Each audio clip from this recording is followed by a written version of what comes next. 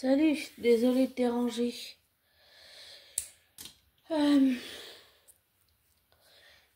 Désolé de faire un audio à cette heure-là, mais je voulais me remettre de mes émotions. Désolé pour le bruit environnant.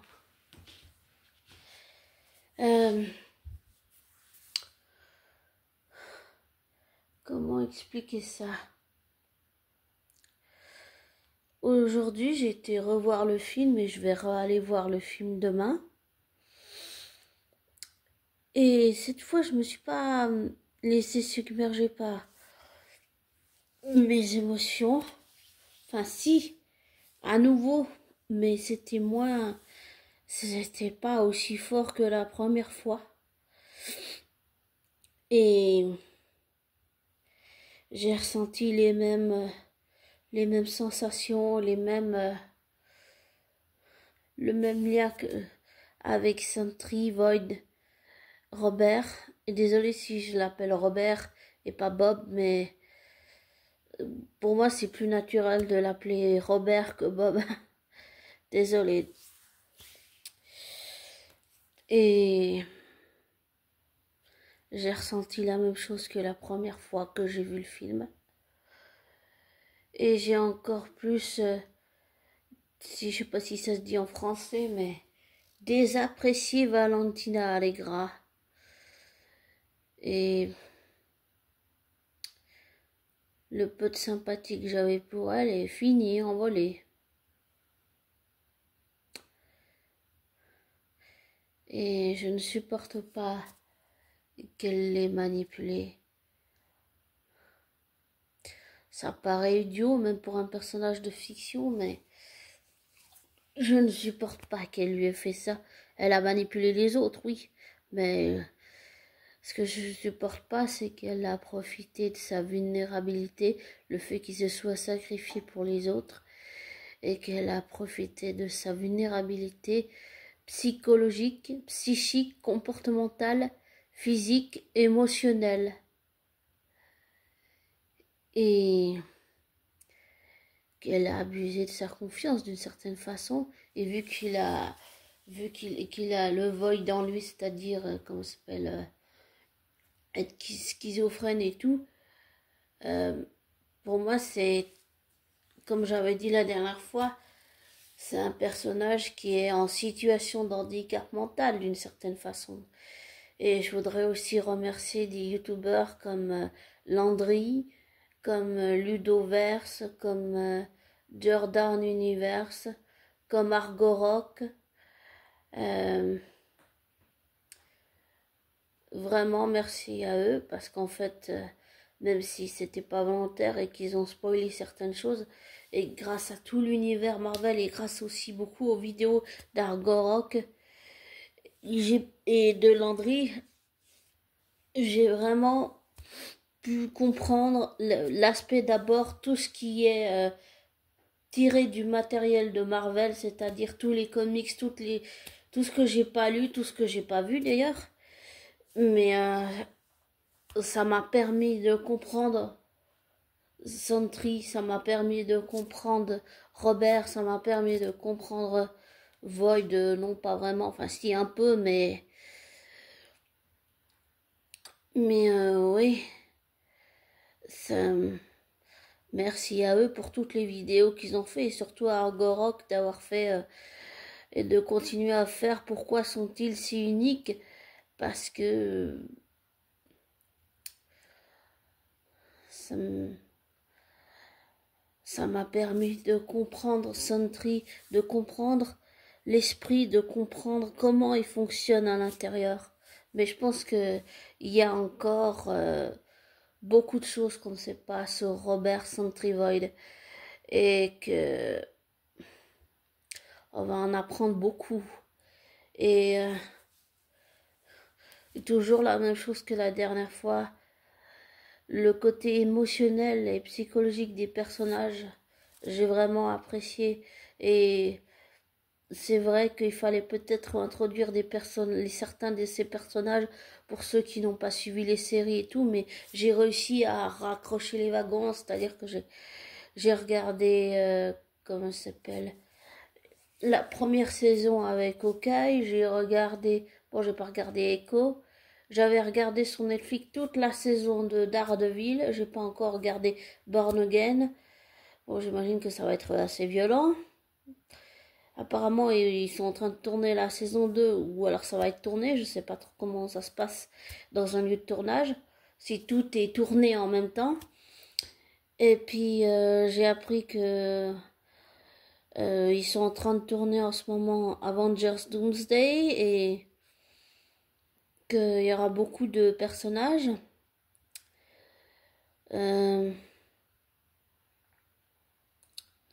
Qui aurait un cliffhanger, ce qui m'a fait penser à la partie d'abord Endgame puis Infinity War, un peu quelque chose dans ce sens-là. Et que tous les univers vont être regroupés et tout et tout. Bien sûr que Robert Downey Jr. rejoue, comment il s'appelle, l'autre là, comment il s'appelle, Docteur Fatalis Doomsday, je l'appelle comme ça, pour moi c'est plus facile d'associer les noms du même personnage fictif. Et vraiment, j'ai ressenti la même chose que la première fois que j'ai vu le film. Émotionnellement, je me suis laissée déborder, mais moins que la première fois, c'est vrai. Mais je ressens toujours ce lien profond avec le personnage fictif de Robert Sentry Void. Je sais pas, c'est profond, c'est... Et j'ai vraiment envie de voir, comme j'ai déjà dit, pardon, excusez-moi pour le bruit, où ça va, comment ils arrivent à travailler en équipe, en famille, parce que d'une certaine façon, c'est une famille recomposée. Et quand on connaît les parcours dans les séries et les films, quand on connaît les parcours, les choses pas jolies qu'ils ont fait, quand on connaît leur parcours, leurs souffrances, tout ce qu'ils ont enduré, tout ce qu'ils ont traversé, même si je trouve que, enfin, c'était choquant quand USA Jones a frappé un Flag Smashers, là, qui s'était rendu d'ailleurs. Ça, c'était assez choquant dans la série Winter Soldier. Et tu sens quand Bucky et Ulysses Jones, il y a encore des griefs. Ouais. Peut-être des griefs, je pense, vraiment personnels entre eux. C'est...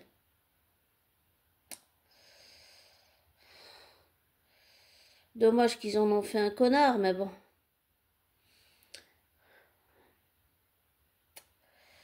Et je confirme ce que j'ai dit quand j'ai dit que ouais, je trouvais que c'était un peu dommage pour Taskmaster après tout ce qu'elle a subi, tout ce qu'elle a enduré à cause de son père Dreykov dans la chambre rouge et puis que Black Widow l'ait sauvé et tout.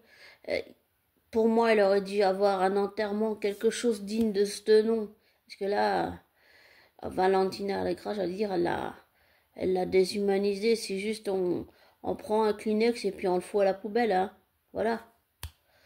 Ben, apparemment, l'actrice qui jouait Taskmaster voulait plus jouer. Enfin, je sais pas ce qu'il y a eu, mais il y a eu une histoire, il y a eu quelque chose. Donc, on verra bien, mais c'est dommage pour moi. Mais, ouais, j'ai ressenti la même chose qu'avant. J'ai ressenti peut-être beaucoup plus d'un point de vue psychologique la détresse émotionnelle de Robert et de Sentry et de Void et la dualité et tout ce que ça a été. Et je l'ai peut-être plus ressenti là que la première fois que je l'ai vu et où je me suis laissée complètement submergée par les émotions. Mais pour après, chacun on a tous, en tant que, j'allais dire, en tant que youtubeur ou fan de Marvel, on a tous chacun notre interprétation, mais pour moi, c'est pas seulement peut-être de se laisser submerger par les émotions qu'on contrôle pas, mais c'est surtout de pas affronter ça tout seul. Le fait d'être addict, le fait d'être, il faut essayer de s'en sortir, oui, sans entraîner les autres dans sa chute, mais il faut aussi arriver à accepter la main tendue des autres et pas tout le temps la rejeter. J'avais aussi toujours cette sensation que Robert voulait demander de l'aide, mais qu'il ne le disait pas, ça restait coincé dans sa gorge. C'est ça que j'ai eu à nouveau comme sensation. Les mots sortaient pas en fait. Mais ça se sentait verbalement, j'ai envie de dire, et physiquement. Et aussi, j'ai bien compris que quand il fait des crises, il se souvient pas de ce qui s'est passé. Par exemple, quand il plonge dans la tête de Yelena et puis de U.S. Jones, il a aucun souvenir de ce qui s'est passé, même s'il continue à les appeler par leur nom. Et puis quand il plonge dans la psyché de, ah, de Robert, ben il se souvient même pas de ce qui s'est passé. Et en fait, c'est quand, en fait, j'ai compris que quand il dit salut, les autres ils comprennent intuitivement, ils comprennent qu'il y a un truc qui joue pas là, et ils comprennent d'un coup que, en fait, eux se souviennent de tout ce qui s'est passé dans la psyché quand ils sont allés chercher Robert Sentry Void, et en fait que lui il ne se souvient de rien, mais eux ils se souviennent, ils ont vécu ce moment-là. Donc ouais, c'est assez impressionnant. Je trouve toujours que l'équipe a fait un travail vraiment de dingue. Vraiment, c'est un magnifique film qui donne un message sur la dépression de ne pas affronter les choses tout seul. Même si on veut protéger les autres en affrontant nos dépressions, notre addiction toute seule ou tout seul. Et aussi, je parle de ça parce que dernièrement, ça m'a rappelé que j'ai découvert que j'avais ce qu'on appelle la maladie de Pica. En fait, c'est manger tout ce qui n'est pas comestible. Et c'est une addiction que j'ai développée depuis longtemps. Elle va, elle vient, mais elle est toujours là. Sauf que j'en avais jamais parlé à mes parents ou à personne. Et en fait, à un moment donné, j'ai fini par le faire. Bon, au début, ils m'ont pas cru. Mais oui, je mange quelque chose qui n'est pas comestible. Et c'est une addiction. Oui, c'est une addiction. Je peux devenir très très vite addict à quelque chose quand c'est quelque chose qui me plaît ou comme ça. Mais même si c'est quelque chose qui me plaît pas. Mais oui, c'est important de ne pas être seul, d'avoir une famille, d'avoir un entourage. Et puis aussi ce que je comprends encore plus, c'est pas seulement le message ou la détresse émotionnelle de Robert, c'est aussi le fait d'avoir un entourage. Bon, ok, tu peux être entouré des mauvaises personnes, mais il faut arriver justement à faire le tri pour t'entourer des bonnes personnes. Et maintenant que... Et puis c'est toujours, je trouve que c'est toujours bien construit, les personnages, à part pour Taskmaster. Mais je trouve que c'est vraiment, pour tout le reste, c'est vraiment bien bien construit. Et il me touche toujours autant, Robert, par sa timidité, mais par contre, pour en revenir à Valentina, je sais pas comment on écrit. Bon, j'ai mal écrit quand je parle d'elle dans mes commentaires, mais je sais pas comment on écrit de l'antipathie. Désolée, je suis pas très douée, je fais tout le temps des fautes d'orthographe depuis enfant. Voilà. Mais il y a mon chaton qui rêve. Mais oui, c'est... J'ai encore plus pris conscience à quel point, en fait, elle lui disait quelque chose, et puis dans son dos, elle le dénigrait à chaque fois en disant «Oh, je me fous de savoir qui il est, tout ça, tout ça». Enfin, ça m'a vraiment énervé. J'ai essayé de faire abstraction de ce qu'elle disait pour profiter du film, mais désolé, mais je la, je la supporte pas. Je la supporte pas, j'arrive pas à saquer cette Valentina Allegra, j'arrive pas. Et je trouve que Julia Dreyfus a fait un très bon travail, mais ça, je dirais que ça, elle a fait tellement de l'excellent travail de son personnage que c'est arrivé au point où je ne supporte pas son personnage. Et là, je parle pas de l'actrice, je parle uniquement de son personnage fictif. Il faut pas confondre réalité, personnage fictif, en l'associant à la personne dans la vraie vie. Donc je peux pas associer euh, Julia Dreyfus à son personnage fictif de Valentina Allegra. J'ai compris avec le temps et les années, et surtout en faisant un travail avec ma psy et par rapport beaucoup à Tom Hiddleston, à Chris Hemsworth, et puis à leurs personnages fictifs aussi, ou à Sylvie. J'ai compris qu'il fallait pas associer les acteurs ou actrices à leurs personnages de fiction. Parce que on n'a pas conscience, mais on les connaît pas en vrai hors caméra, je veux dire, quand tout est éteint et qui sont, je veux dire, en privé, quoi, chez eux. On ne les connaît pas en vrai.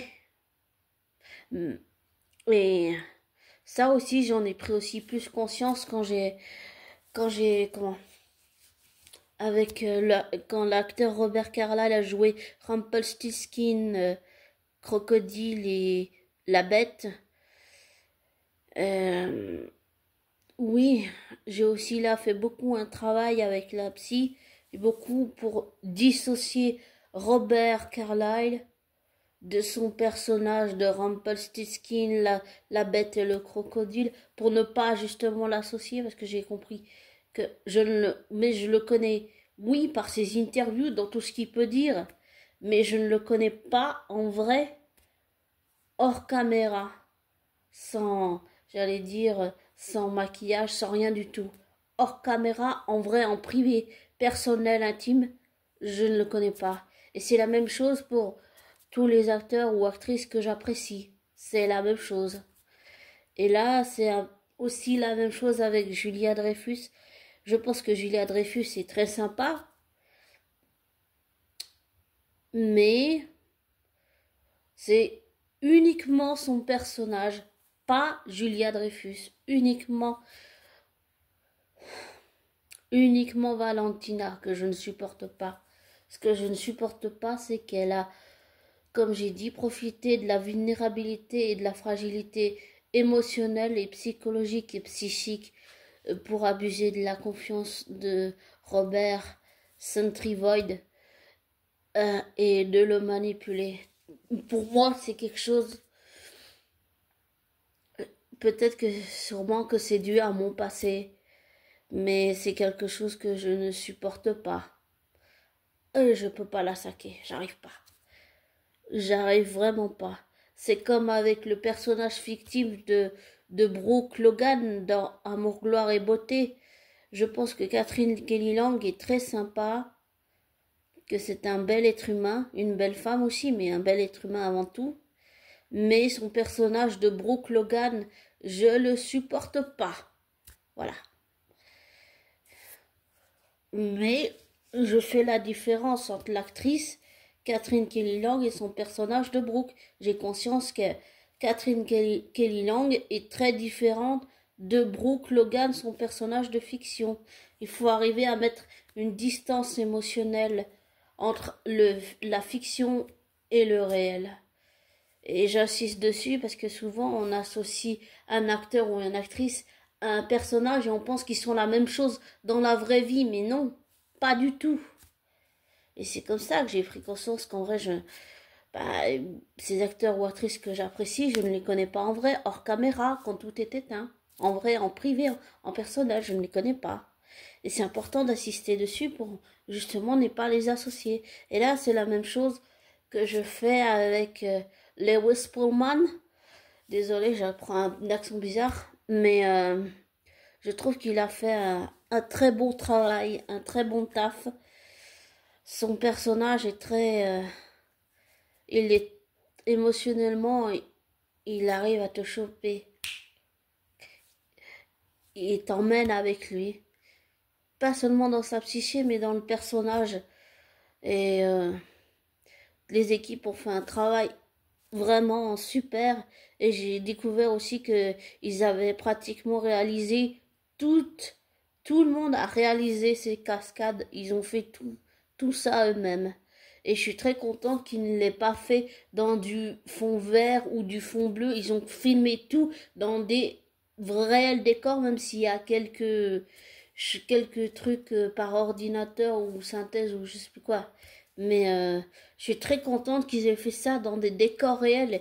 Et pour moi, là, c'est, ça, c'est, j'adore ce film, je veux voir une trilogie, pourquoi pas une trilogie en 5 films, ce serait trop bien, j'ai vraiment envie de voir l'évolution de cette famille recomposée, comment ils marchent, comment ils fonctionnent, les liens d'affinité d'affinité ou qu'il y en a, ou de ne pas affinité entre certains personnages, j'ai vraiment envie de voir jusqu'où ça va aller, c'est pour ça que je veux une trilogie. Parce que je pense qu'il y a vraiment plein de choses à explorer sur tous les personnages. Vraiment beaucoup. Et que ça, c'est juste... on a effleuré la surface.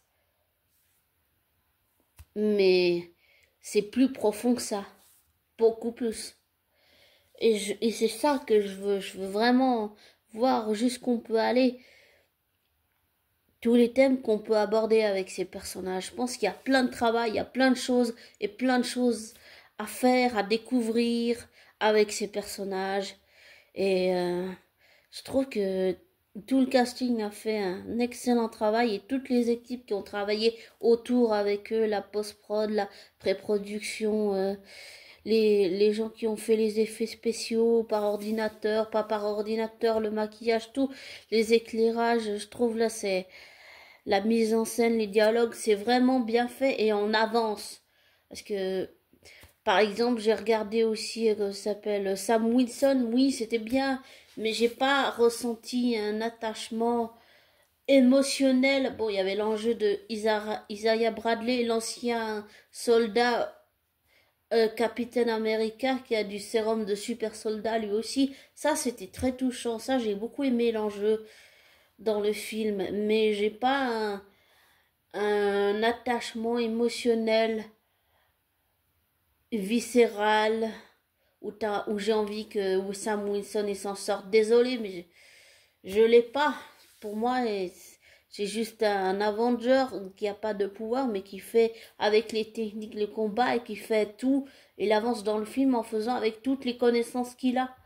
Oui, c'est pas Captain America, c'est sûr que c'est différent, mais j'ai pas ressenti un attachement affectif ou émotionnel ou quoi que ce soit. Même si j'avais envie qu'il réussisse à innocenter Isaiah Bradley, bien sûr. Mais, euh, mais j'ai pas ressenti ça. Donc désolé, mais je sais pas, je l'ai pas ressenti. Alors qu'avec Robert, justement, si l'enjeu, il est pas, oui, il est pas, enfin, il y a de la bagarre et tout, de la baston, comme on aime bien, mais pour moi, c'est plus un enjeu. Certains, j'ai entendu des critiques qui vous disent qu'il n'y a pas d'enjeu, mais si, il y a un enjeu, c'est juste qu'on ne le voit pas. On l'a peut-être pas compris, mais pour moi, l'enjeu, selon moi, après ça, chacun son interprétation et son ressenti, mais pour moi, l'enjeu, dans la psyché, c'est dans l'esprit de Robert, c'est comment il peut se sortir de ça. Alors, l'enjeu, c'est ça. Oui, c'est aussi l'arrêter grâce à l'amitié, bien sûr, de lui dire arrête de faire ça parce que là, tu es en train de devenir Void et c'est exactement ce que ton autre part de toi veut, en fait. Et ils essayent de l'arrêter grâce à l'amitié, oui, pour le montrer qu'il n'est pas tout seul. Donc je pense que maintenant que Robert Void, ou Robert Sentry Void, est entouré de sa nouvelle famille, je pense qu'il a des chances de réussir à maîtriser ses pouvoirs et qu'il va réussir à gérer. Mais ça, c'est grâce à sa famille. C'est ça la force de ce film. C'est grâce à la famille, c'est grâce à les amis, c'est grâce à l'amitié, c'est grâce à la confiance, au lien qu'on peut tisser avec une personne. Et c'était pas très fort, mais j'ai la sensation qu'il a tissé un lien avec Bucky aussi, d'une certaine façon. Mais c'est pas aussi fort qu'avec Elena, ça c'est sûr. Enfin, avec Elena, pardon. Je me suis trompée, non, désolée. c'est sûr que c'est pas aussi fort qu'avec Yelena. Et j'ai aussi beaucoup apprécié, c'est vrai, Red Guardian, mais avec le recul, oui, c'est vrai que ça fait penser aux gardiens de la galaxie un peu. Vraiment, il y a un petit quelque chose de ça. Vraiment. Mais en gros, c'est une équipe de bras cassés, des paumés qui se disent qu'ils sont pas capables de le faire, alors que si, en fait. En s'unissant et en travaillant les uns avec les autres et pas les uns contre les autres. Et j'ai compris que le leitmotiv de Yelena pour pouvoir aider Robert et l'atteindre émotionnellement et affectivement, c'était pas seulement que les autres soient avec elle et le fait que Bucky les croit pas et puis qu'en fait il y a Mel qui lui téléphone et puis que là c'est comme s'il vérifiait la véracité des faits de ce que les quatre autres lui disaient en disant c'est Bob et puis qu'en fait il les croyait pas. En fait c'est ça qui les a tous motivés. J'ai bien compris qu'il y avait oui une relation spéciale entre Yelena et Robert, mais comme j'avais déjà dit, pour moi c'est une relation de grande sœur à petit frère. Pour moi, c'est vraiment ça aussi qui ressort. Et je sais pas, pour moi, c'est un peu ça. J'arrive pas à dire autrement, mais autrement que ça, mais pour moi, je dirais Bucky, c'est un peu celui qui prend les choses en main. Yelena aussi. Mais c'est un peu, Bucky pour moi, c'est un peu le grand frère. Red Gordon, c'est un peu le père, pas seulement de Yelena, mais du groupe dans l'ensemble, qui les pousse pour vraiment y aller jusqu'au bout. Et, euh, et, euh, et Yelena, je pensais pas que je m'attacherais à elle non plus. Mais bah, je sais pas si, j'allais dire un truc un peu idiot, mais je ne sais pas si Robert rappelle un peu à Yelena, Natasha, sa sœur qu'elle a perdue. Mais on sent vraiment une relation de grande sœur à petit frère. Elle lui demande tout le temps comment ça va, est-ce que tu tiens debout et tout et tout. Tu sens qu'elle veut prendre soin de lui, comme une grande sœur ferait avec son petit frère. Et ça aussi c'est très beau. Ça aussi c'est vraiment très touchant.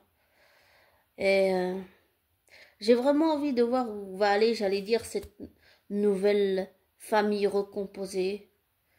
Vraiment, j'ai trop envie de voir ça.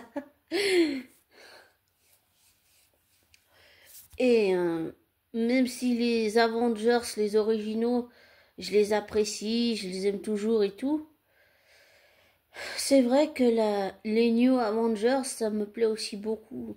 Et que je suis plutôt très team New Avengers en ce moment. Donc voilà.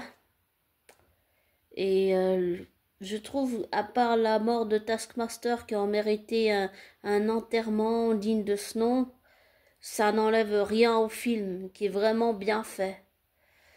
Et, et comme je disais, que j'avais ressenti un lien émotionnel se créer instantanément avec Robert et Sentry et Void, surtout avec Robert et Sentry, et ben, pour, pour moi, c'est viscéral de pouvoir m'y habituer. C'est pour ça aussi que je regarde le film, pour pouvoir m'habituer, même si parfois c'est inconfortable.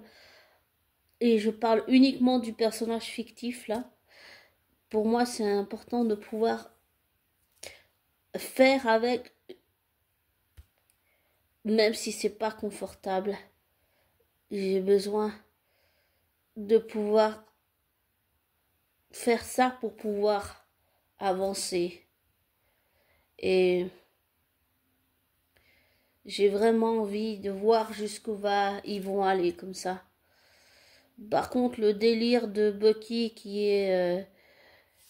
comment ça s'appelle, ah, qui est au gouvernement, même s'il y a un peu l'aspect politique avec Valentina Allegra, euh,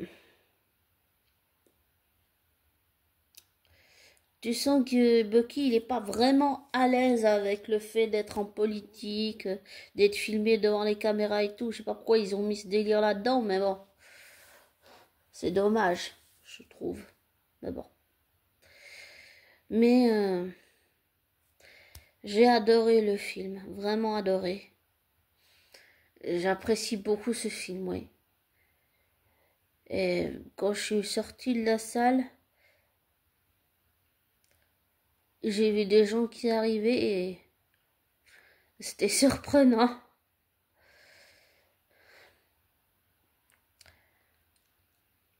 Qui viennent voir le film. Je m'attendais pas à ça. Mais ouais, en tout cas, je trouve que c'est un très beau message, c'est une très belle histoire et tu tournes pas en rond comme avec les autres séries et films Marvel. Là, t'avances, vraiment t'avances. Et ça fait vraiment beaucoup, beaucoup de bien. J'apprécie vraiment ce film. C'est vrai qu'il est brut de décoffrage, même brutal et violent, mais j'ai bien compris que l'histoire, c'était pas... Même si on ne peut pas minimiser la violence, ce qui est important de ne pas la minimiser, c'est pour moi, sur le plan émotionnel, et psychologique et de vulnérabilité, pour moi, c'est ce qu'elle a fait à Robert. J'arrive pas, j'arrive pas à digérer, j'arrive pas à accepter ce que Valentina a fait à Robert. Pour moi, je sais pas si je pourrais l'accepter un jour, mais j'arrive pas à l'accepter pour le moment. J'arrive pas. Et c'est pas une question de pas ou vouloir, c'est qu'émotionnellement, j'arrive pas, ça m'irrite complètement. Et, et c'est, oui, ça aussi, c'est perturbant, mais celui qui me perturbe toujours le plus, c'est Robert. C'est Sentry, c'est Void, c'est toute la complexité de ce personnage, tout ce qu'on a exploré, à travailler, à découvrir avec ce personnage. Et merci à tous ceux qui ont travaillé sur ce film et au casting. Et avec le recul, j'ai bien aussi aimé le moment là où ils sont tous dans cette espèce de bunker et qui sont tous les uns contre les autres et puis qui remontent le tunnel comme ça les uns avec les autres, les serrer. C'est vrai que c'était un clin d'œil à l'étoile du film, mais comment dire, pour moi ça m'a fait plus penser à qu'en fait ils s'unissent, quelque chose comme ça. Et puis tu vois un peu les premières tensions entre Robert et ces Jones, ils se tapent déjà sur les nerfs, déjà qu'ils peuvent pas se saquer ces deux-là. Mais c'est intéressant de voir la dynamique entre les deux, déjà qu'ils supportent pas. C'était vraiment intéressant. Et puis j'ai beaucoup apprécié l'aspect, le moment où elle est dit, viens toi, tu viens avec moi et tout. Elle, ouais, pour moi, Yelena, elle prend soin de lui comme une grande sœur fait avec son petit frère. Désolée si je répète ça, même si il est en situation de handicap, mais ça montre aussi qu'on peut être traité même avec un- une situation de handicap. On a le droit d'être traité normalement par quelqu'un de normal et pas qu'on ait de la pitié pour nous. On veut juste de la franchise des autres et que les autres arrivent à nous dire quand ça ne va pas et que on, on a juste envie d'être accepté tel que nous sommes. Et le fait qu'il soit schizophrène, qu'il se souvienne pas quand il fait des crises, pour moi, ça montre que la force, c'est aussi c'est qu'il est en situation d'handicap d'une certaine façon, Robert, et qu'il mérite d'être accepté normalement et pas d'être traité différemment parce qu'il est en situation de handicap. C'est aussi ça un peu le message que je vois pour moi, qui est un peu le message caché pour moi. Moi, je parle. Et puis, ouais, ça aussi, c'est important, je trouve. Mais c'est vraiment, j'adore ce film. Voilà. J'adore ce film. Tout me plaît. Bon, je pense que il y a des scènes qui ont été coupées, qu'on n'a pas tout vu, tout vu.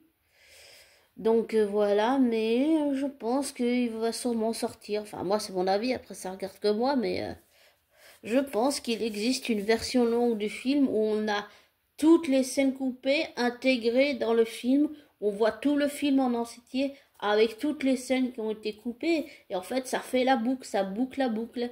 Et je pense qu'il existe une version qui va sortir ou qu'il existe une version de ce film avec toutes les scènes coupées dedans où c'est intégré. Où t'as plus de décors, t'as plus de dialogue, t'as plus d'images, et voilà. Et ça serait intéressant de le sortir en DVD, mais avec tout. C'est-à-dire toutes les scènes coupées, tout intégré dans le film. C'est sûr que comme ça, il va durer plus long. Mais même s'il passe vite, j'ai toujours l'impression qu'il dure 3 heures ce film. J'adore ce film. Vraiment, j'adore. Donc, si tu veux, fais-toi plaisir, va voir ce film. Mais le fais pas pour moi, fais-le parce que toi tu le veux abonner. Et sans que je t'influence et sans prendre pour argent comptant ce que je te dis. D'accord? Et fais tes recherches, tes vérifications, tire-en tes conclusions. Désabonne-toi de ma chaîne et puis voilà, je te souhaite une bonne nuit, je te souhaite une belle journée, une belle matinée, une belle soirée pour demain. Parce que je tourne en ce moment-là, je la tourne la nuit, donc demain on sera samedi. Oh, pardon.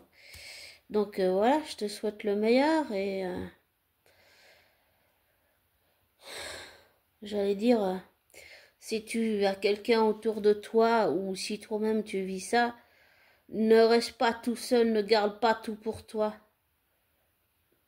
Demande de l'aide à ta famille ou à tes amis, même si c'est difficile d'admettre qu'on a besoin d'aide. Ça aussi, je dirais que c'est un message du film, c'est aussi que pour Robert, c'est difficile.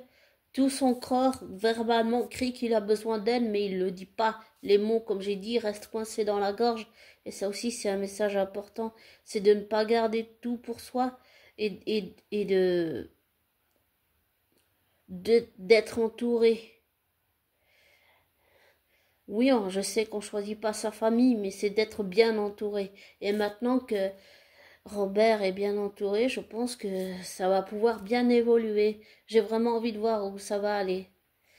Donc voilà. Et encore un grand merci à toutes les équipes qui ont travaillé sur ce film et au réalisateur qui a fait un travail exceptionnel et qui a pris en compte tout ce qui était, je pense, l'aspect des comics et tout. C'était vraiment bien fait. J'ai adoré. Et c'est très réaliste et ça se rapproche, même si c'est de la fiction et que c'est tiré de l'univers de Marvel, ça reste très proche de la réalité. Pour moi. Voilà. Ça se rapproche au plus près de la réalité dans la vraie vie. Voilà. Donc voilà. Oh, j'ai fait 38 minutes et des poussières. Je vais te laisser, mais ouais, c'est important tous ces messages. J'allais dire ces messages cachés qu'on comprend pas forcément au début. Et puis c'est important. Je me suis aussi rendu compte de la puissance de Void et à quel point il est puissant. Et peut-être que je l'avais pas vu au début, la première fois que j'ai vu le film. Mais là, je me suis rendu compte en voyant le film à nouveau aujourd'hui de la puissance du personnage de Void et à quel point du sang Robert, ben, ça le perturbe. Vraiment, ça le perturbe émotionnellement, même s'il le dit pas. Et il y a mon chaton qui réclame avoir des cajoleries. 2 minutes? Non. D'accord. Mais ouais, c'est un très beau film. Bon, je vais te laisser. Prends soin de toi. Et merci d'être là, même si je te mérite pas, abonné. Et à bientôt. Ciao.